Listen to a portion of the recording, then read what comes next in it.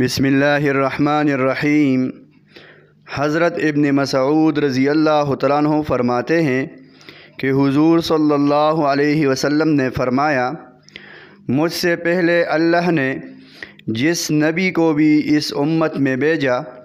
تو اس امت میں اس کے حواریین اور خاص ساتھی اور صحابی ضرور ہوتے جو اس کی ہر سنت کو مضبوطی سے پکڑتے اور ٹھیک ٹھیک اسی کی پیروی کرتے اور اس کے دین کو بعینی ہی محفوظ رکھتے تھے۔ لیکن بعد میں ایسے نالائق لوگ پیدا ہو جاتے جو ان کاموں کا دعویٰ کرتے جو انہوں نے کیے نہیں ہوتے تھے، اور جن کاموں کا انہیں حکم دیا جاتا، یعنی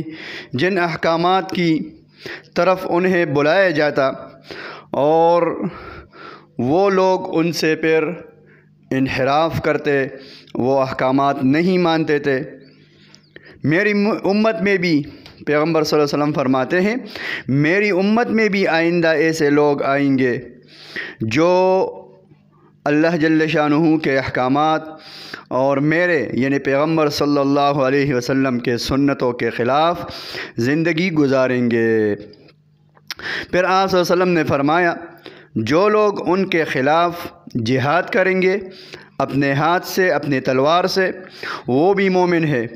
اور جو لوگ اپنی زبان سے ان کے خلاف جہاد کریں گے وہ بھی مومن ہے، اور جو اپنے دل سے جہاد کرے وہ بھی مومن ہے، اور اس کے بعد رائی کے دانے کے برابر بھی ایمان نہیں۔ یعنی جو شخص ان کی بالکل مخالفت نہ کرے، ان کے خلاف نہ تلوار سے، نہ زبان سے، نہ دل سے